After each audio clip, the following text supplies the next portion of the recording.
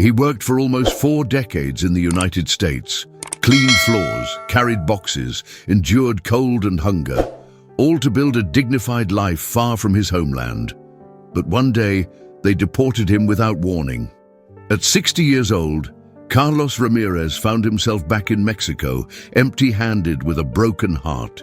This is the true story of a man who left everything behind for an American dream that ended in a nightmare. What happened next will move you to tears. The first light of dawn was barely filtering through the worn curtains when Carlos opened his eyes in that unfamiliar room. 60 years of life, and now everything he owned fit into an old suitcase. 44 years earlier, he had crossed the border at 16 with a heart full of hope. Now, with wrinkled hands and a tired body, he was back in a Mexico he no longer recognized, deported without warnings or goodbyes. All he had left were 3,000 pesos in his pocket, some wrinkled photos, and the bitter feeling that a lifetime of work had vanished in an instant. Carlos slowly sat up in the bed of the cheap hostel where he had spent his first night in Tijuana. His bones creaked with the effort, reminding him that his body was no longer that of the young man who once crossed deserts and rivers chasing a promise of prosperity. He looked around, trying to process the reality that now surrounded him, peeling walls with damp stains, a fan that squeaked as it turned and barely moved the hot, dense air, a chair where he had carefully folded his clothes the night before. That neatness, that methodical way of arranging his few belongings, was a vestige of the disciplined life he had led on the other side. "What now, Carlos?" he asked himself aloud, as if hearing his own voice might offer some comfort. Nobody answered. The silence was only interrupted by the sounds of the city waking up, impatient car horns, street vendors already hawking their merchandise, music escaping from some nearby window. Tijuana never fully slept, as if the proximity to the border infected it with something of the frantic American energy. He got up and walked to the small window. From there, he could see a portion of the border wall, that metallic scar dividing 2 worlds, 2 realities. To the north lay everything he had built, a modest house in San Diego that he had bought with decades of sweat, a mechanic's shop where he was respected for his skill with engines, friends who would surely wonder why he had suddenly disappeared, and his daughter, Lucia, born on American soil, now 23 and studying medicine at the university. With a deep sigh, Carlos turned away from the window. He couldn't keep looking over there. He had to face the here and now. But how does one start over at 60? How does one rebuild a life when hands tremble and the back aches with every movement? He dressed slowly, calculating each gesture as if he were managing energy he knew was limited. He put on the same worn jeans, the same blue work shirt he had worn so many times in the shop. Those clothes smelled of his previous life, of motor oil and American coffee. As he tied his shoelaces, he remembered the exact moment when everything changed. It had been an ordinary Thursday. Carlos was at the shop under a 1987 Chevrolet that needed a transmission check. It was his specialty. Old cars, those machines that younger mechanics no longer knew how to treat. He was so focused that he didn't notice the patrol lights until it was too late. 2 ICE agents came in, asking specifically for him. Someone had tipped them off. He never knew who. He didn't resist. He didn't try to run. After 4 decades of living with the constant fear of being discovered, it was almost a relief when it finally happened. They took him away in handcuffs, like a criminal, despite the fact that in all his years in the United States, he had never broken a single law, apart from having remained there without documents. They didn't even allow him to make a call. He couldn't even say goodbye to Lucia. Carlos took the old suitcase and left the room. At the hostel reception, a middle-aged woman was filing her nails with an air of boredom.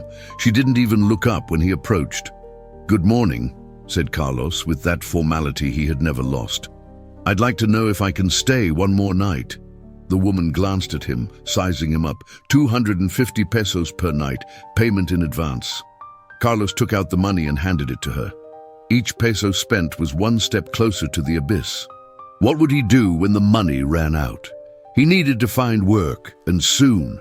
But who would hire a 60-year-old man with outdated documents who had spent almost his entire adult life outside the country?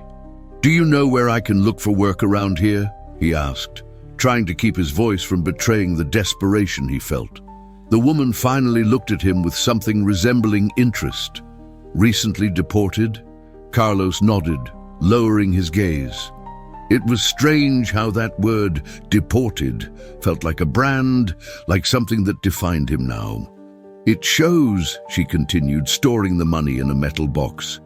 "You all have the same look. Try the Cinco U10 market. They always need porters, or the restaurants downtown. But don't expect much. Tijuana is full of people like you. People like you." The phrase echoed in his head as he walked out into the street. Displaced people, uprooted from their lives, returned to a country many barely remembered. Carlos had maintained his Spanish over the years, a Spanish mixed with English words, but Spanish nonetheless. He had maintained some customs, some memories, but he no longer belonged here, nor there either, according to the US government. The May sun fell relentlessly on the streets of Tijuana. Carlos walked aimlessly for a while, observing the city as one tries to decipher a new language. Everything was familiar and strange at the same time. The smells, the colors, the voices. Mexico had always lived in his memory, but the reality was far from the idealized memories he had preserved. He arrived at a small plaza where several people, mostly men of different ages, waited sitting on benches or standing under the sparse shade of stunted trees. Some conversed in low voices. Others constantly looked toward the main street, as if waiting for something or someone. Carlos approached an older man who was calmly smoking a cigarette. "Excuse me, what is everyone waiting for here?" he asked. The man looked him up and down before answering. "Work. Contractors come here looking for people for construction, cleaning, whatever." "You too?" Carlos nodded and sat down beside him. The man offered him a cigarette, which he declined with a friendly gesture. "My name is Hector. And you?" "Carlos Ramirez." "Where are you from?" "From San Diego." "But before, a long time ago, from Michoacán." Hector nodded, as if that story needed no further explanation. And in a way, it didn't. It was a story shared by many. "I've been here 3 months," said Hector, exhaling smoke slowly. 20 years in Chicago, and they got me in a factory raid. No time to even collect my last paycheck." Carlos listened attentively. There was something comforting in knowing he wasn't alone, that others understood exactly what he was going through. But there was also something deeply discouraging. If Hector, who seemed younger and stronger, had been waiting in this plaza for 3 months, what hope did he have? The morning progressed slowly and heavily. A couple of trucks stopped, and some men got in, taken for what appeared to be construction jobs. No one approached Carlos. His gray hair and rough but trembling hands betrayed his age.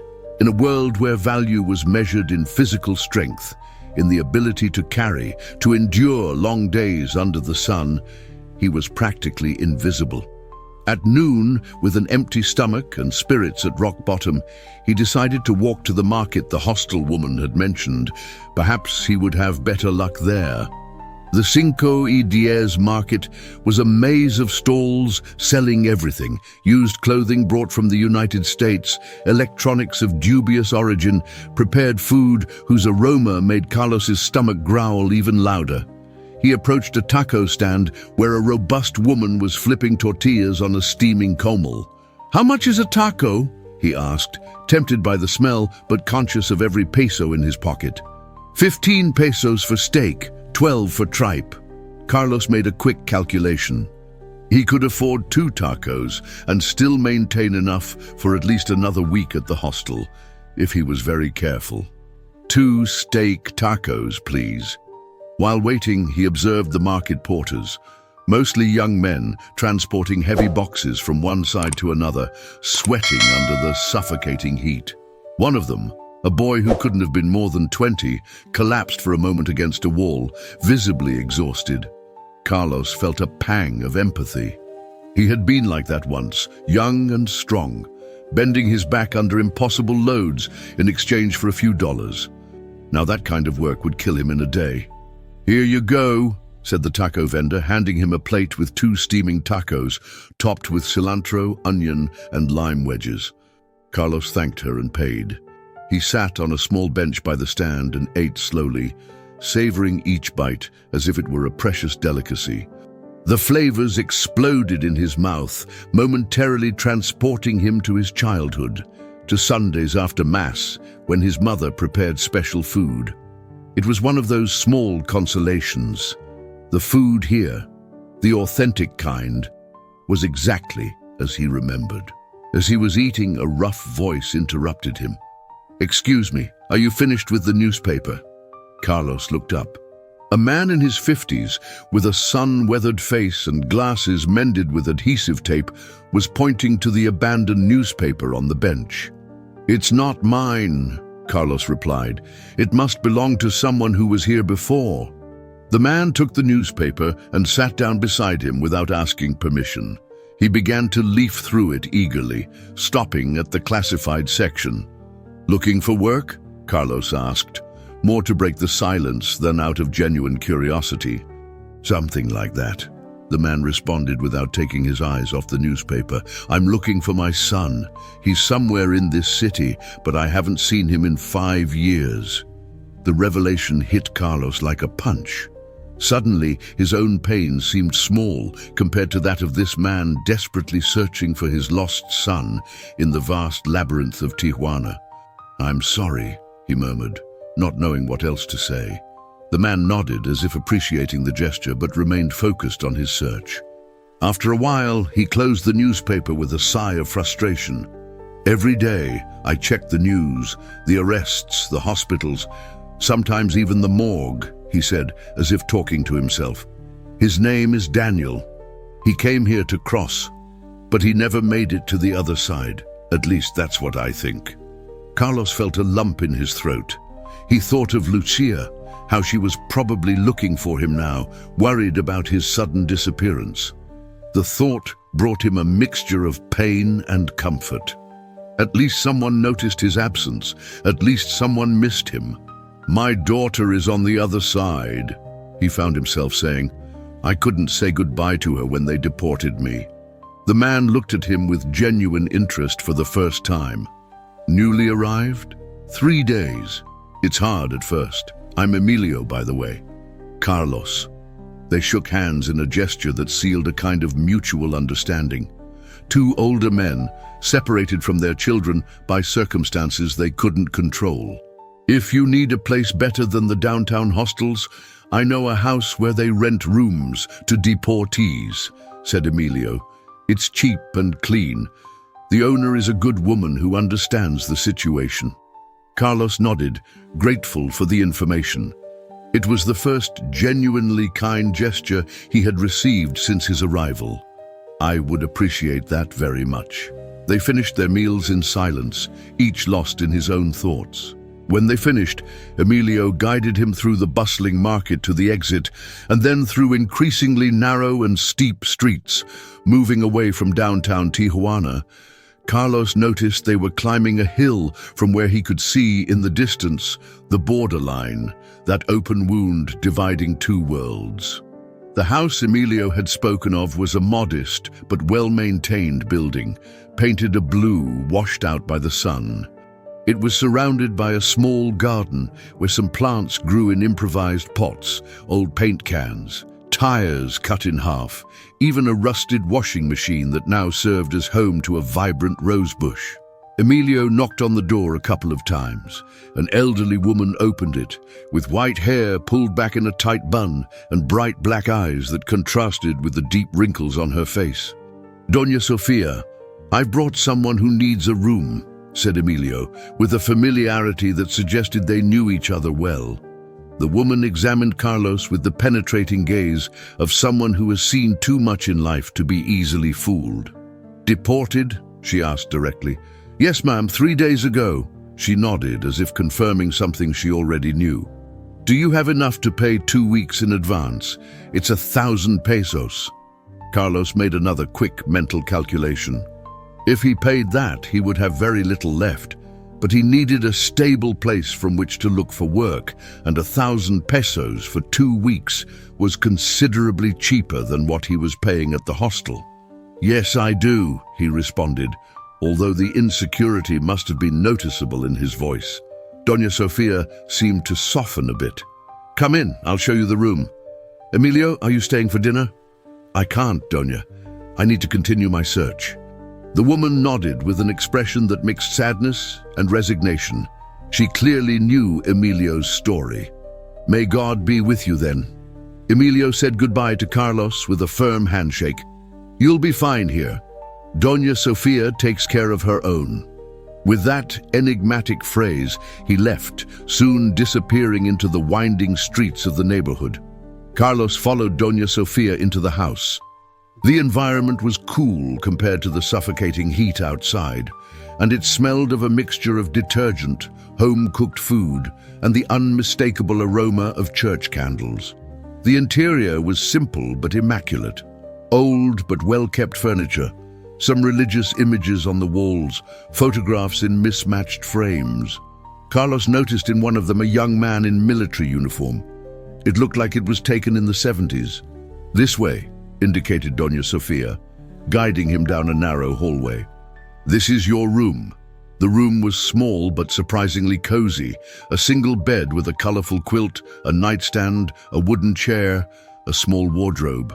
The window overlooked a backyard where various clothes were drying under the relentless sun.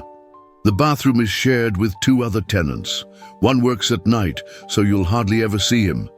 The other is like you, newly arrived a month ago. You can use the kitchen whenever you want, but clean up after yourself. I don't allow drugs or drunkenness. And if you bring women, make sure they're decent." Carlos couldn't help but smile at the woman's frankness. "Don't worry, Doña Sofia, I won't give you any problems." She observed him a moment longer, as if evaluating him one last time. "Where are you originally from?" "From Uruapan, Michoacán.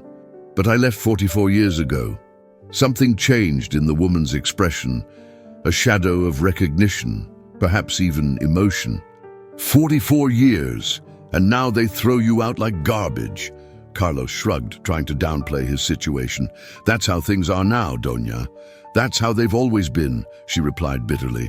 "My son has been over there for 30 years. 30 years without being able to come see me, because if he leaves, they won't let him back in. And now I'm too old to go visit him." The lump in Carlos's throat tightened even more. It was another story of separation, of families divided by a line on the map. How many stories like this existed? How much accumulated pain on both sides of that border? "I'm very sorry," he said sincerely.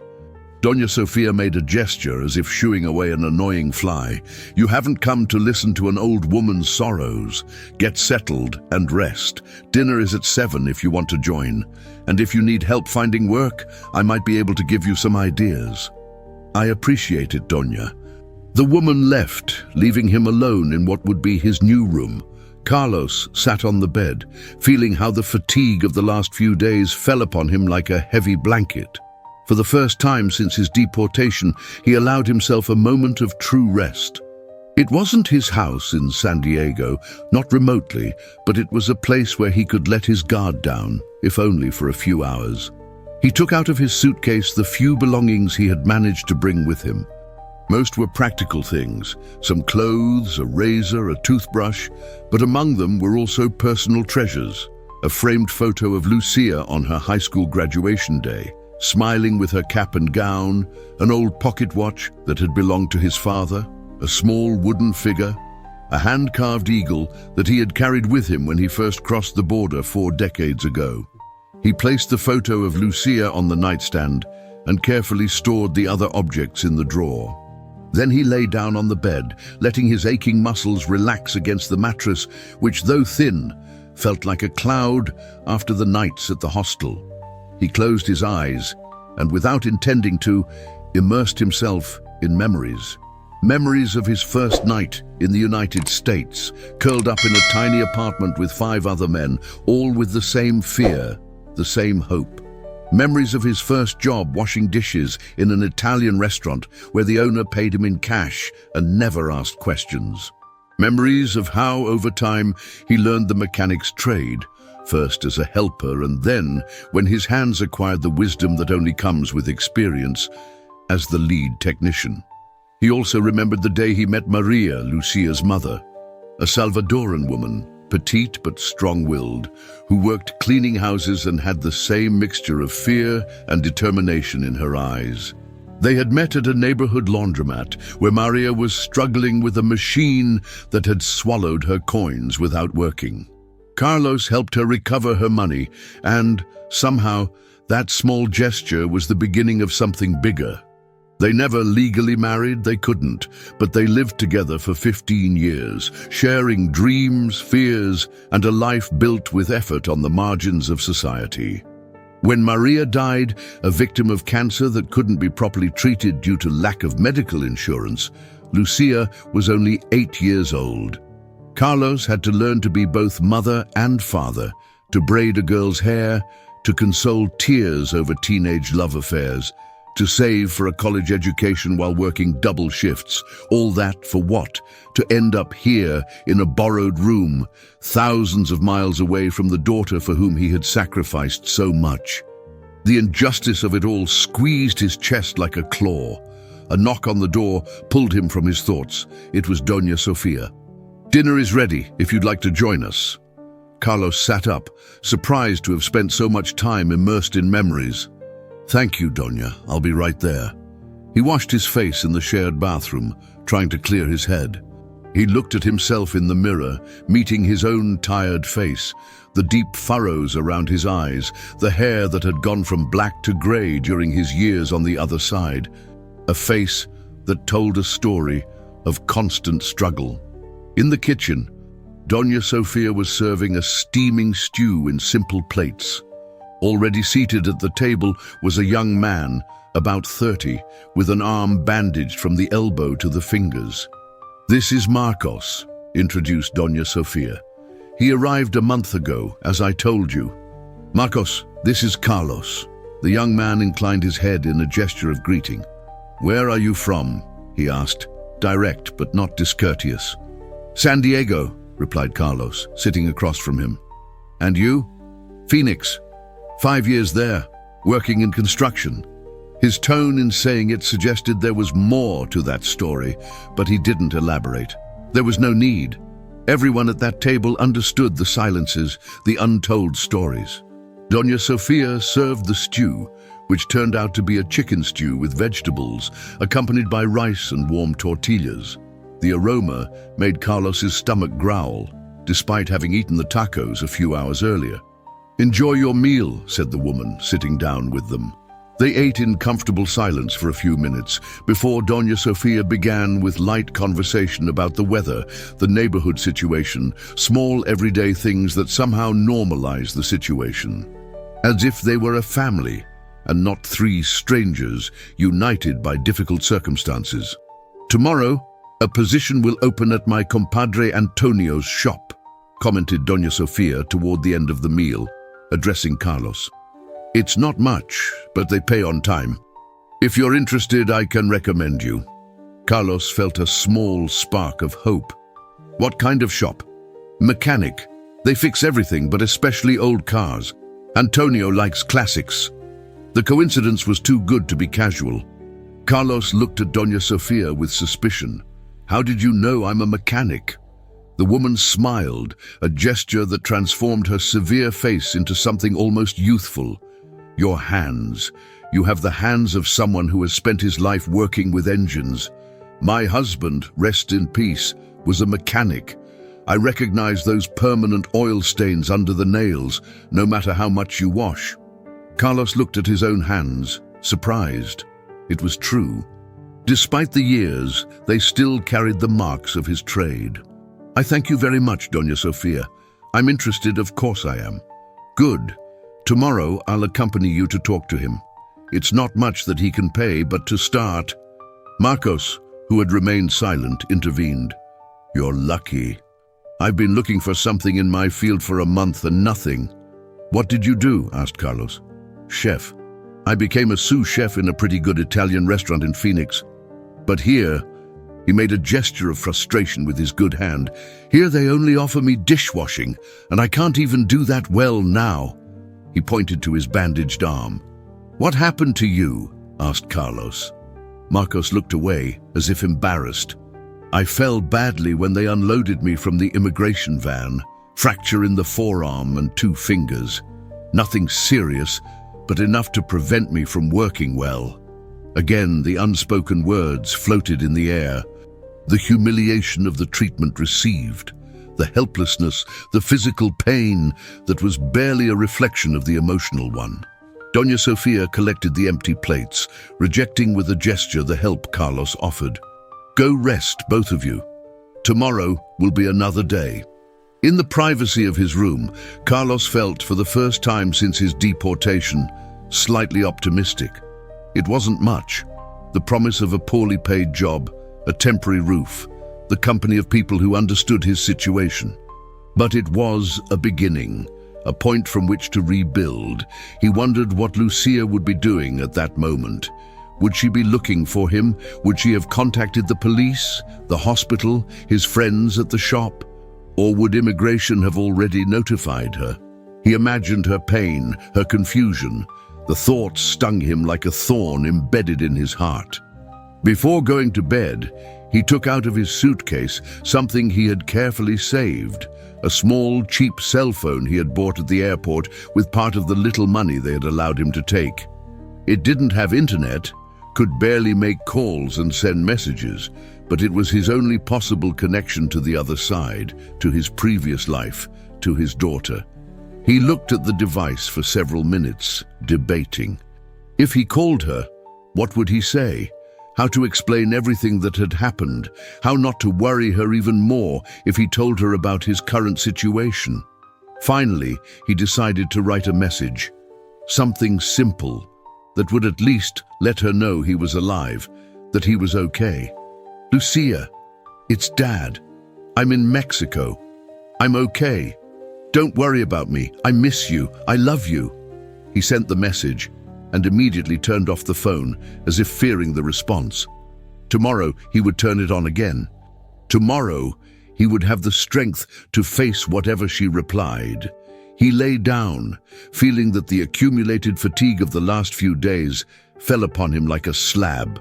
Before falling asleep, he remembered Emilio's words at the market. "It's hard at first." They implied that later, with time, it would become more bearable. Carlos wasn't sure he believed it, but perhaps, just perhaps, there was a path to travel that didn't end in desperation. With that half-formed thought, he sank into a deep sleep, and for the first time in days, without nightmares. The sun was barely rising when Carlos woke up, startled by a noise he didn't immediately recognize. It took him a few seconds to orient himself.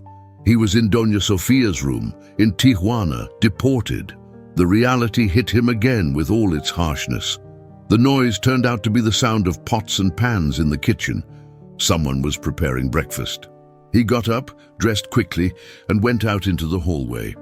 Passing by the bathroom, he noticed the door was ajar and saw Marcos struggling awkwardly with his bandaged arm, trying to shave with his good hand. "Need help?" Carlos asked from the door.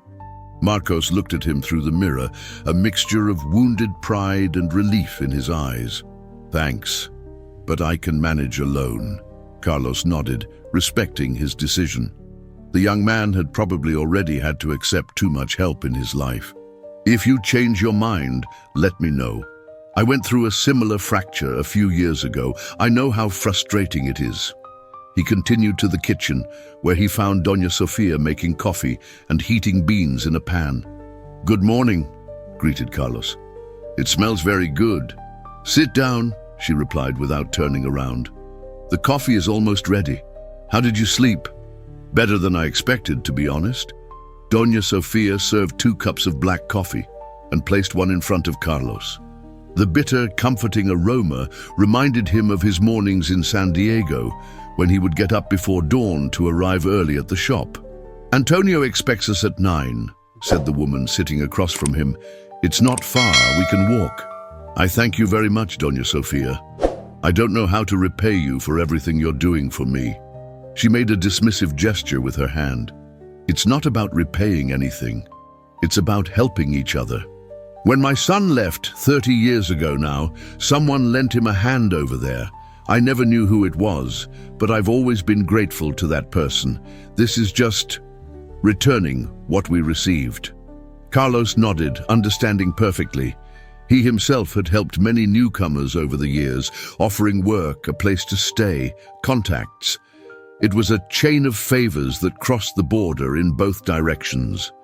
Marcos joined them a few minutes later, with half his face well-shaved and the other half with a stubble he hadn't been able to remove.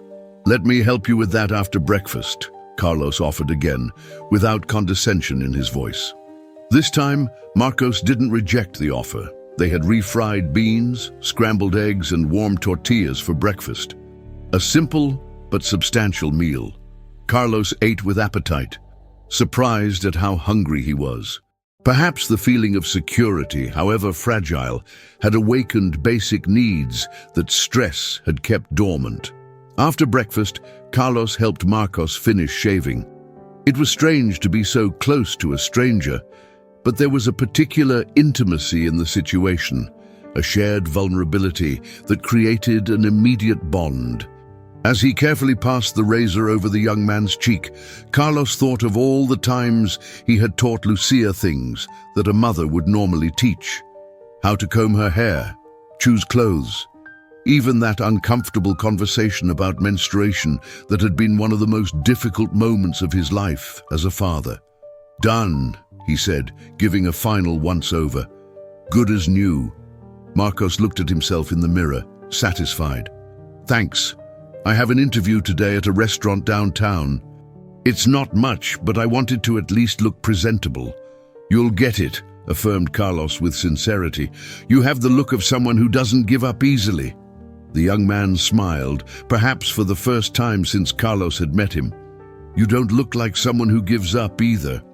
At 9:15, Carlos was ready to leave with Doña Sofia. He had put on his cleanest shirt, had shaved carefully, and had even tried to fix his gray hair as best he could. First impressions were important, and he didn't want his appearance to reveal the desperation he felt. Don Antonio's shop was about 15 blocks away, in an industrial area of Tijuana, where several similar businesses were grouped. Along the way, Doña Sofia told him a bit about the man they were going to talk to. "Antonio and my late husband were like brothers. They grew up together in Sonora and came together to Tijuana looking for work. When my Hector died, Antonio was the one who supported me the most. He's a good man, but tough in his way. Don't expect many smiles." Carlos nodded, appreciating the information. He didn't mind toughness as long as there was mutual respect. The shop turned out to be larger than Carlos had imagined, a spacious shed where several cars in different states of repair awaited their turn. Most were old, a Chevrolet Bel Air, a 1965 Ford Mustang, a classic Volkswagen Beetle. Carlos felt a familiar tingling in his hands. These were the cars he knew best, with which he had learned the trade. Don Antonio was leaning over the open engine of a Cadillac, so concentrated that he didn't notice their arrival until Doña Sofia called him. "Antonio, I've brought you the mechanic I told you about." The man stood up slowly. He was tall, sturdy despite his age, which Carlos estimated to be close to 70. He had completely white hair and enormous hands, marked by scars and calluses. "Sofia," he greeted with a nod, "and you must be Carlos." He extended a hand stained with grease, which Carlos shook without hesitation. The grip was firm, a silent test that seemed to satisfy the old mechanic. "What do you know about cars?" he asked without preamble. "I worked as a mechanic in San Diego for more than 30 years," replied Carlos. "I specialized in vintage models, like these you have here." Don Antonio evaluated him with his gaze. "Do you know this engine?" He pointed to the open Cadillac. Carlos approached and examined it with an expert eye. "Series 62, V8 engine, 390 cubic inches. Beautiful machine." A shadow of a smile appeared on Don Antonio's austere face. "And do you know what's wrong with it?" Carlos observed more carefully, immediately noticing some anomalies. "By the way the spark plug wires are arranged, I'd say someone connected them in the wrong order. And this air filter is neither original nor appropriate." Don Antonio exchanged a look with Doña Sofia. "It seems you do know cars," he conceded. "When can you start?" The question took Carlos by surprise. He had expected more questions, perhaps a practical test. "Whenever you say, Don Antonio." "Right now?" Carlos nodded, feeling for the first time in days something akin to joy. "Right now is fine." Doña Sofia smiled, clearly satisfied with the outcome. "Well, I'll leave you to talk about your men's business. Carlos, dinner is at 7. Don't be late." She left with a determined step, leaving the two men alone in front of the open Cadillac. Don Antonio took a handkerchief from his pocket and wiped his hands. 1,200 pesos a week to start," he said. "If you prove your worth, it will go up. We work Monday to Saturday, 8 to 6. Sundays we close, out of respect for God." Carlos made a quick mental calculation. It wasn't much, barely enough to cover rent and basic food, but it was dignified work and, above all, in what he knew how to do. "That seems fair," he replied. "May I ask you something?" Don Antonio nodded. "Why do you give me work like this without references, without testing me first?" The old mechanic looked him directly in the eyes. "Because Sophia recommended you, and because I saw how you looked at these cars when you came in. You looked at them with respect, like someone who recognizes old friends. In my experience, a man who respects the machines he works with is a man who can be trusted." There was nothing to add to that. Carlos nodded, grateful. "I won't let you down, Don Antonio." "I hope not. Now how about you start by fixing this Cadillac? The owner wants it by next weekend." And so, without further ceremony, Carlos began his new job. He took off his shirt so as not to soil it and remained in his undershirt. He brought over a toolbox and immersed himself in the task. His hands seemed to remember the movements on their own, as if they carried engraved in their skin the memory of decades working with similar engines. Don Antonio observed from a distance, silently evaluating, but it soon became clear that he had nothing to object to. Carlos worked with efficiency and precision, identifying problems and methodically resolving them.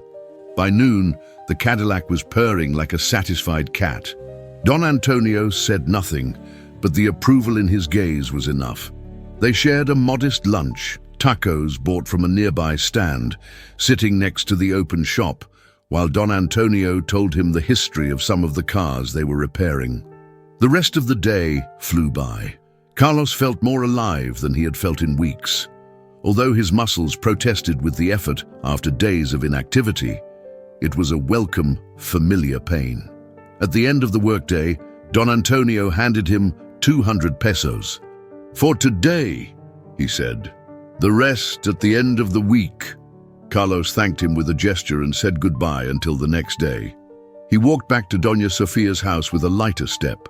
He had work, he had a place to sleep, he had the beginning of what could be a new life. It wasn't what he had planned, it wasn't what he wanted, but it was something. When he arrived at the house, he found Marcos sitting on the porch, smoking a cigarette with his good hand, a somber expression on his face. "How did the interview go?" asked Carlos, sitting next to him.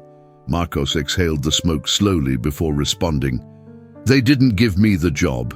They said they need someone with 2 useful hands." The bitterness in his voice was palpable. Carlos felt a pang of pity for the young man. There was something especially cruel about being rejected for a temporary injury, something that wasn't even his fault. "I'm sorry," he said simply. There were no words that could really console. "And you? It shows that it went well for you." "I got the job at the shop. It's not much, but it's something," completed Marcos. "I'm happy for you, seriously." They remained silent for a while, watching how the sun began to descend, tinting the sky orange and red. "Do you have family on the other side?" Marcos finally asked. "A daughter, Lucia. She's 23, studying medicine." The swelling of pride in his voice was uncontrollable. "And you?" "My parents, in Zacatecas. I haven't seen them in years. And a girlfriend, or ex-girlfriend, I suppose. I haven't had the courage to call her since I was deported." Carlos remembered the message he had sent to Lucia the night before. He hadn't checked if there was a response. "You should call her," he advised. "The uncertainty is worse than knowing the truth, whatever it may be." Marcos nodded, but he didn't seem convinced. The conversation was interrupted by the arrival of Doña Sofia, laden with shopping bags. Both men hurried to help her. During dinner, Carlos recounted his first day at the shop, describing the cars he had seen, the work he had done. There was a renewed energy in his voice that contrasted with the silent melancholy of the night before. Doña Sofia smiled, satisfied with having been able to help. After dinner, Carlos retired to his room. He was exhausted, but for the first time in a long time, it was a satisfactory tiredness, the kind that comes after a day of work well done. Before going to bed, he turned on the small cell phone. There was a message from Lucia, sent just an hour after his. "Dad, I was so worried. Immigration told me they deported you. Where are you exactly? Are you really okay? Do you need anything? I'm organizing everything to come see you. I love you so much." Carlos's heart skipped a beat. Lucia would come to Mexico? The thought filled him with joy and concern in equal parts. He didn't want his daughter to interrupt her studies, her life, for him. But the idea of seeing her, of hugging her, was like a balm for his wounded soul. He replied with trembling fingers, "I'm in Tijuana, at the house of a very kind lady. I have a job as a mechanic. I'm fine, really. Don't interrupt your studies for me. I'll call you when I can. I love you." He sent the message and turned off the phone. That night, he dreamed of San Diego, of his small house, of the shop where he had worked for decades. But for the first time, it wasn't a nightmare. It was a peaceful dream, almost nostalgic, as if his mind was finally beginning to accept that that chapter of his life had ended. Time began to acquire a new rhythm, marked by the routine of work at the shop, shared dinners at Doña Sofia's house, increasingly frequent message exchanges with Lucia. Days turned into weeks. Carlos gained Don Antonio's confidence, who gradually assigned him the most complex and delicate jobs. A month after his arrival in Tijuana, Carlos had managed to save enough to buy a better cell phone with which he could make video calls with Lucia. The first time he saw his daughter's face on the small screen, he felt something breaking and healing simultaneously inside him. "Dad." Lucia's voice sounded almost the same as in person, barely distorted by the technology. "I can finally see you. You look good, you look strong." Carlos tried to smile, despite the tears that threatened to spill. "You look good too, my girl. How's college going?" "Good, good," she responded quickly, as if it were the least important thing. "Dad, I'm still organizing everything to come see you in December, when my exams are over." Carlos wanted to protest, to tell her it wasn't necessary, that he was fine. But the truth was that he yearned to see her, to hug her. "If you come, you could stay here at Doña Sofia's house," he said, unable to hide his emotion. "She's a good woman, you'll like her." "I'm dying to meet her, and to meet everyone who is helping you. Dad, I miss you so much." "I miss you too, my girl, but I'm fine, really. I have work, I have a roof, don't worry about me." The conversation continued for almost an hour. They talked about everything and nothing, as they used to do when they lived together. At times, Carlos could almost forget the physical distance that separated them. When the call ended, he stared at the black screen of the phone for several minutes, as if he could retain something of his daughter's presence. "That was your daughter, wasn't it?" Marcos's voice startled him. The young man was at the door of the room, his arm already without bandages, though still held cautiously. "Yes, Lucia. You can tell you love her very much. She's all I have." Marcos entered and sat in the chair next to the bed. "I got a job today," he announced with a small smile. "Nothing related to cooking, but something is something. I'm going to be a security guard at a shopping mall." "Congratulations," exclaimed Carlos, genuinely happy for him. "It's a good start." "Yeah, I guess, although I had to lie about the arm, say it was completely fine." Carlos understood. Necessities sometimes forced one to take certain shortcuts. "I contacted my girlfriend too," continued Marcos, "following your advice. She says she loves me, that she'll wait, but—" His voice broke slightly. "I don't believe her. Who would wait for someone like me? I can't go back for 10 years minimum." There was a resignation in his words that Carlos knew well. It was the weight of knowing that promises, however sincere, rarely survived the test of time and distance. "I don't know what to tell you, Marcos. Life gives us surprises. Sometimes good, sometimes bad." The young man nodded, as if accepting uncertainty as an inevitable part of his new reality. That night, during dinner, Doña Sofia announced that her third tenant, whom Carlos had barely seen, was leaving. He had obtained the papers to legally cross and reunite with his family in California. "So we'll have a free room," concluded the woman. "If you know someone who needs a place, let me know." Carlos immediately thought of Emilio, the man he had met his first day in Tijuana, the one desperately looking for his son. Would he still be searching? Would he have found any clues? He promised himself to pass by the market where he had met him, to see if he could find him. The days that followed maintained that new normality that Carlos was building.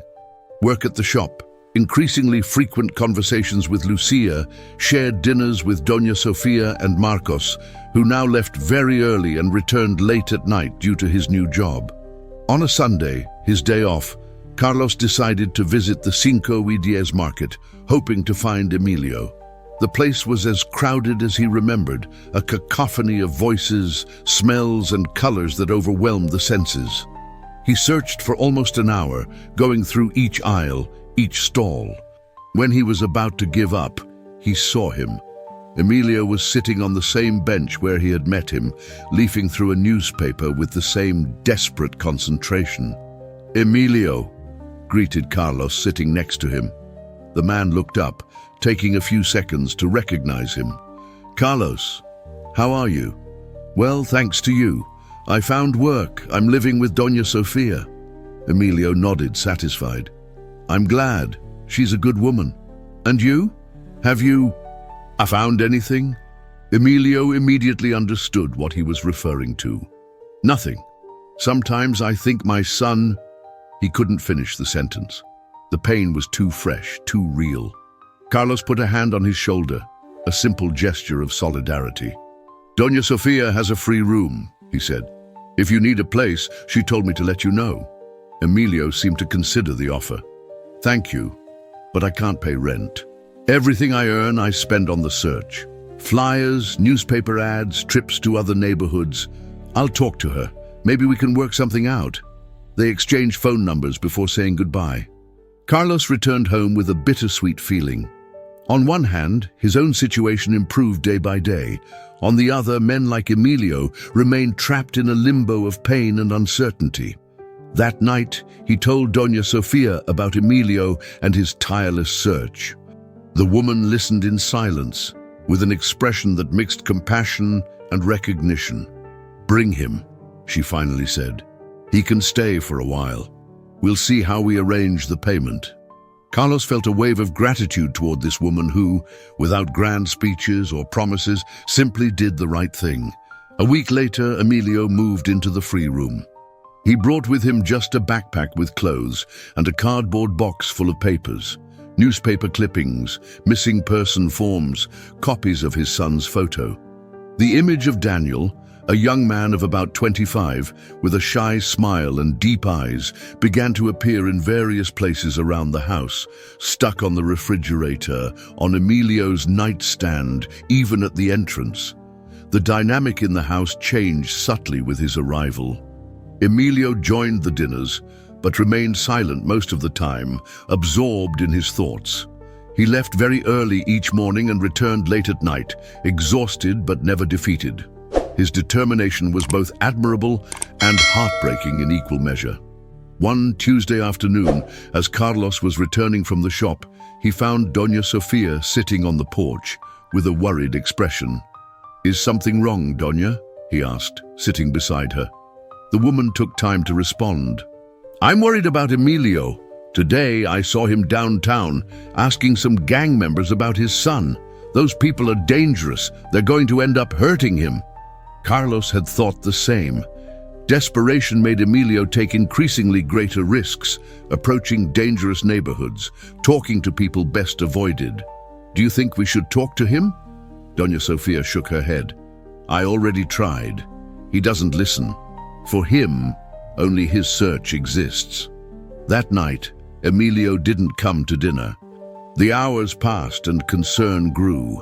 At 11, when everyone should have been in bed, the phone rang. It was Emilio. "I'm at the General Hospital," he said in a weak voice. "I was mugged, but I'm fine. I just need someone to bring me some clean clothes." Carlos and Marcos went immediately. They found Emilio on a stretcher with a cut above his left eyebrow and his clothes stained with blood. Despite his condition, he insisted it wasn't serious, that he could go home. "What happened?" asked Carlos while Marcos spoke with a nurse. "Some guys, I thought they might know something about Daniel. I showed them his photo. At first they were friendly, but then they took me to an alley and..." He made a gesture that encompassed his injuries. "They took all the money I had. It wasn't much." Carlos felt a mixture of anger and pity. Emilio's desperation had led him to a dangerous situation that, fortunately, hadn't ended worse. "You have to be more careful, Emilio. You can't help Daniel if you're dead." The man looked at him with tired eyes, but still full of determination. "I can't stop, Carlos. Would you stop if it were your daughter?" The question was a direct hook to the heart. Carlos knew that no, he would do exactly the same if Lucia disappeared. The doctor discharged Emilio that same night with instructions for rest and a prescription for painkillers. On the way back home, the man remained silent, looking out the taxi window as if still searching for his son in every face that passed by. Doña Sofia was waiting for them awake, despite the hour. Seeing Emilio's condition, her face showed concern but not surprise, as if she had been expecting something like this to happen. "To bed," she ordered with maternal firmness. "We'll talk tomorrow." That conversation turned out to be more of a monologue.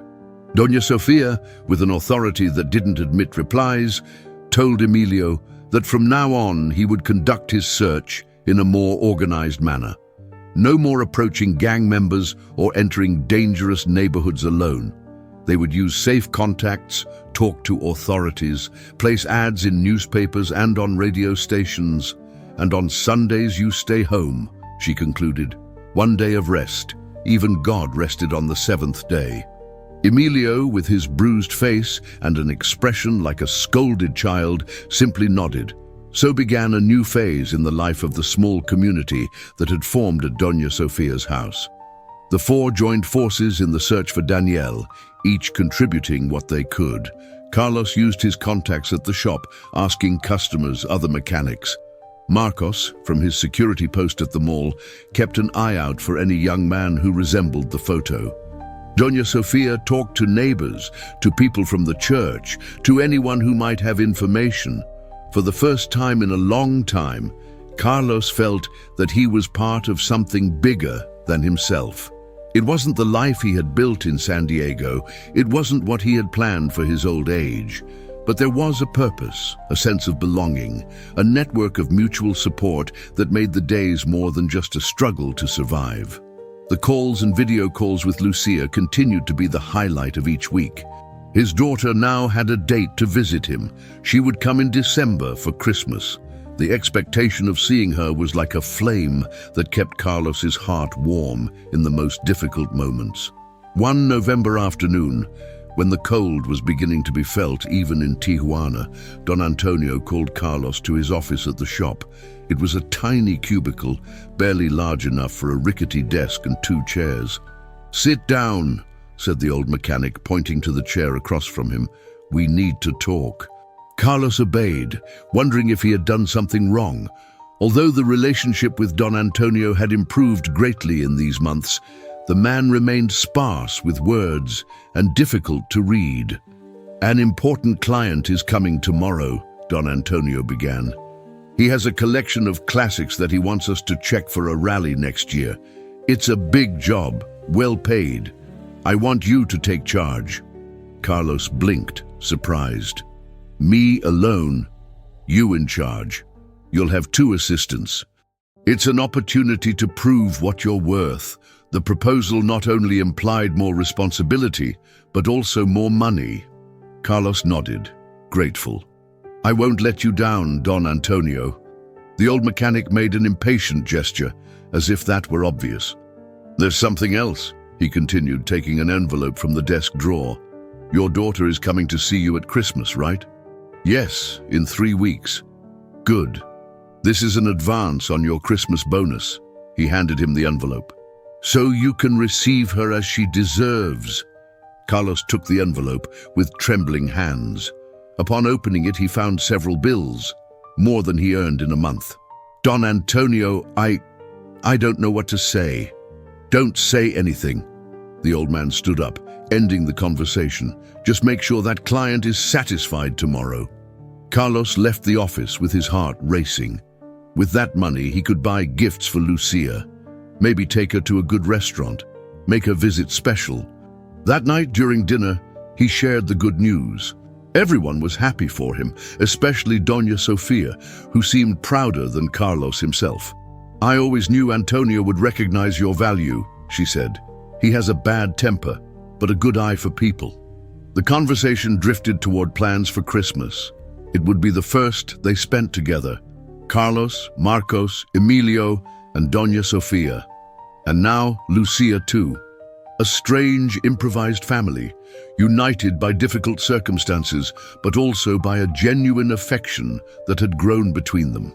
"I'll prepare my special punch," promised Doña Sofia. "It's my grandmother's recipe.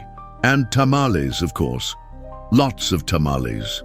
They planned the dinner, the decoration. They even talked about a small tree that Marcos had seen on sale at the mall. For a moment, the search for Daniel, the economic difficulties, the longing for what was lost, all took a back seat to the expectation of a shared celebration. The next day, Carlos faced his new challenge at the shop with a mixture of nervousness and confidence. The client turned out to be an American businessman with residence in Tijuana, owner of an impressive collection of classic cars. He spoke halting but understandable Spanish and was delighted when Carlos communicated with him in fluent English, the result of his decades in San Diego. The work was considerable, checking 7 classic cars, from a 1968 Porsche 911 to a Jaguar E-Type, to ensure they were in optimal condition for a collector's rally that would cross Baja California in spring.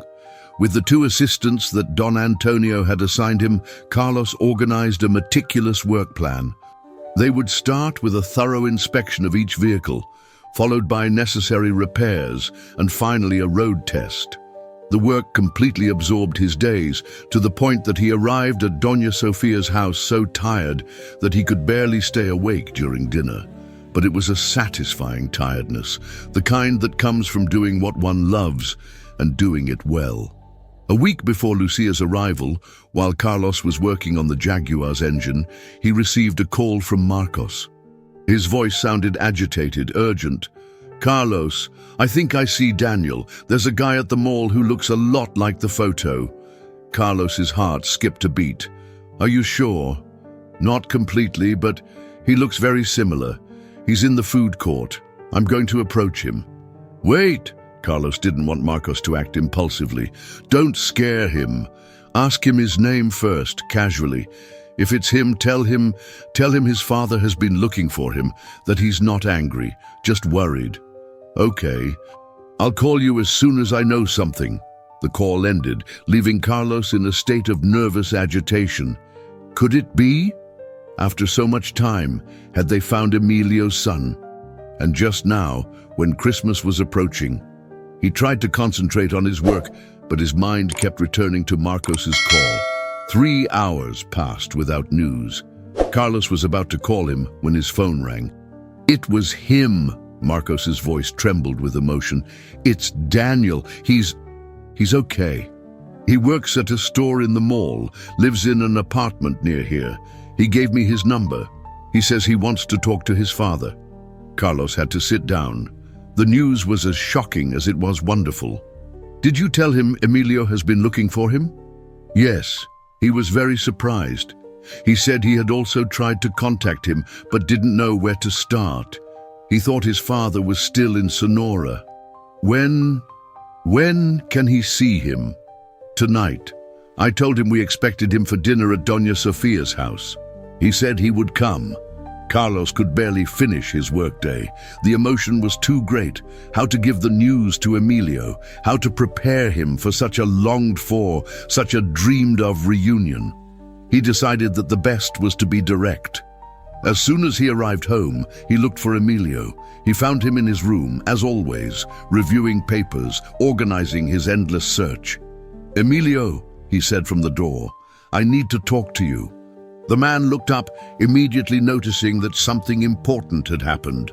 "What's going on?" Carlos entered and sat on the bed, facing him. "We found Daniel." The words fell like a bomb in the small room. Emilio remained completely still, as if he hadn't understood what he had just heard. "What?" His voice was barely a whisper. "Marcos saw him today at the mall. He talked to him. He's okay, Emilio. He lives here in Tijuana. He works at a store. And he's coming to see you tonight." Emilio brought his hands to his face. His shoulders began to shake in what Carlos recognized as silent, deep crying. He didn't try to console or interrupt him. That crying was necessary. It was the release of years of anguish, of desperate searching. When he finally calmed down, Emilio looked at Carlos with reddened eyes, but full of a new light. "Is it real? Did you really find him?" "It's real," confirmed Carlos, putting a hand on his shoulder. "He's coming for dinner in a few hours." The news ran through the house like wildfire. Doña Sofia, upon learning, immediately began to prepare a special dinner. Marcos, who had finished his shift, arrived shortly after, providing more details. Daniel worked as a clerk in an electronics store, shared an apartment with 2 friends, had been in Tijuana for the last 3 years. "He said he tried to contact his father several times," explained Marcos, "but he never knew where to look for him. He thought he was still in Sonora, or perhaps had crossed to the United States." The irony was painful. Father and son looking for each other in the same city for years, never finding each other. Emilio showered, shaved, put on the best clothes he had, partly borrowed from Carlos. His hands trembled so much that Carlos had to help him button his shirt. "I'm nervous," he confessed. "It's been 5 years. He was almost a child when I saw him last. Now he's a man." "You're still his father," replied Carlos. "That doesn't change." At 7 o'clock sharp, the doorbell rang. Emilio froze in his chair, unable to move. It was Doña Sofia who opened the door. Daniel was taller than he appeared in the photo, with the same face but more mature, more formed. He wore a worn leather jacket and held a small bouquet of flowers in his hand, visibly nervous. "Good evening," he greeted. "I'm looking for Emilio Vega. My father." Doña Sofia showed him in. Daniel entered slowly, as if fearing what he would find. When he saw Emilio, now standing in the center of the living room, he stopped. The silence was so dense it could have been cut with a knife. Father and son looked at each other for what seemed like an eternity. Then, without a word, Emilio opened his arms. Daniel dropped the flowers and rushed toward him. They embraced with a force that spoke of years of absence, of searching, of waiting. Carlos, Marcos, and Doña Sofia discreetly retreated to the kitchen, giving them privacy. They could hear fragments of conversation, broken explanations, questions, some laughter, many tears. "It's a miracle," murmured Doña Sofia, wiping her eyes with the edge of her apron. "A true Christmas miracle." Carlos nodded, feeling how his own throat tightened with emotion. He thought of Lucia, of how close their reunion was. One more week, just one more week, and he could embrace her as Emilio now embraced Daniel. Dinner was a celebration. Daniel told his story, how he had arrived in Tijuana with the intention of crossing to the United States, how he had changed his mind upon finding work and friends, how he had tried to locate his father for years. "I always thought maybe you had crossed too," he said, looking at Emilio. "Or that you had returned to Sonora. I never imagined you would be here looking for me." "I looked for you everywhere," replied Emilio, his voice broken with emotion. "Every day for 5 years." Daniel looked around the table at these people who had helped his father in the search. "Thank you," he said simply. "Thank you all." That night, when everyone had retired to sleep, Carlos remained awake in his room. The reunion had stirred deep emotions in him. He thought of Lucia, of how fortunate he was to be able to stay in touch with her despite the deportation. He thought of the thousands of families separated by borders, by policies, by circumstances they couldn't control. He thought of how fragile human bonds were and, at the same time, how resilient they could be. When he finally fell asleep, he did so with a certainty. Life could take many things from him, his house, his business, his security, but it could not take away his ability to form new bonds, to find new ways of belonging, to build a home where before there was nothing. The following week passed in a frenzy of preparations. Doña Sofia's house was transformed with small Christmas decorations, some purchased, others handmade. Marcos brought the tree he had mentioned, an artificial pine but loaded with charm in its simplicity. Emilio and Daniel, who now spent much of his free time at the house, contributed with lights and cheap but colorful ornaments. Carlos dedicated his free hours to preparing the room for Lucia. Doña Sofia had insisted that the young woman stay with them, rejecting the idea that she stay in a hotel. They cleaned thoroughly, changed the sheets, even got a small second-hand dresser where she could store her things. The day of Lucia's arrival, Carlos could hardly concentrate on work. Don Antonio, understanding his state of mind, allowed him to leave early. "Go pick up your daughter," he said with his usual brusqueness that hid a generous heart. "And bring her to the shop one of these days. I'd like to meet her." Carlos thanked him with a gesture and left almost running. He had planned everything meticulously. He would take a taxi to the airport, wait for Lucia in the arrivals area, then take her directly to Doña Sofia's house, where everyone was waiting with a small welcome party. The airport was full, as was to be expected on dates close to Christmas. Carlos waited nervously, repeatedly checking the screen that announced the flights. Lucia's was on time. When he finally saw her come out through the arrivals gate, dragging a blue suitcase, Carlos felt his heart might explode with joy. Lucia saw him almost at the same time, dropped the suitcase, and ran toward him. They embraced tightly, as if trying to compensate for all the months of separation in a single gesture. "Dad," she murmured against his chest. At last. The journey back to Doña Sofia's house was a torrent of words. Lucia talking about her studies, her friends, how it had been organizing this trip. Carlos telling her about the shop, about his new friends, about the house and Doña Sofia, both trying to fill the void of months without seeing each other with a flood of information. Upon arrival, everyone was waiting. Doña Sofia had prepared a special dinner. Marcos, Emilio, and Daniel had finished decorating the living room. Even Don Antonio had briefly stopped by, leaving a bottle of tequila to celebrate. Lucia was received with a warmth that visibly surprised her. These strangers treated her as if she were part of the family, as if they had been waiting for her for a long time. "Your father talks so much about you that we feel like we already know you," explained Doña Sofia, embracing her as if she were her own granddaughter. The dinner was cheerful, full of stories, of laughter, of that special feeling that arises when people who have gone through similar difficulties come together and celebrate the small triumphs, the small joys. Later, when everyone had retired and Carlos was accompanying Lucia to her room, she stopped in the hallway. "Dad, I was so worried about you," she said softly. "When I found out they had deported you, I thought you would be alone, lost, suffering."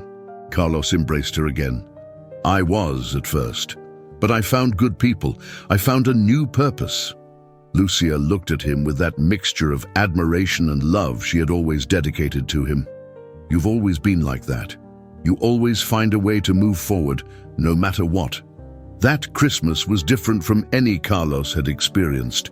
There were no big gifts or luxurious decorations. There was no material abundance, but there was something more valuable, a sense of belonging, of community, of chosen family. Around the table, while sharing the Christmas dinner prepared by Doña Sofia with everyone's help, Carlos looked at the gathered people. Lucia, radiant and beautiful. Marcos, whose arm had now completely healed and who had begun to talk about someday opening his own restaurant. Emilio and Daniel, reunited after years of searching. Doña Sofia, the benevolent matriarch of this strange clan. It wasn't the life he had imagined when 44 years ago he crossed the border at 16 with a heart full of dreams. It wasn't the ending he had planned for his story.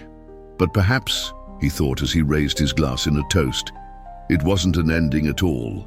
It was a new chapter, unexpected but no less valuable because of it. "To family," he said, looking at each person present. "The one life takes from us, and the one life gives us." The others responded to the toast, and in that moment, Carlos knew, with a certainty that filled him with peace, that although he had lost much, he had gained something equally important: the ability to begin again, to rebuild, to find home where before there was nothing. At 60 years old, Carlos Ramirez had returned to Mexico with empty hands and a broken heart. But now, surrounded by people who had become family, he understood that it is never too late to start again. It's never too late to find a home, and that perhaps was the greatest gift life could offer, the opportunity to reinvent oneself, to heal, to build connections that transcended borders, policies, distance, a gift that could not be taken away by any deportation, by any material loss, a gift called hope. Has this story moved you? Do you know someone who has gone through a similar experience?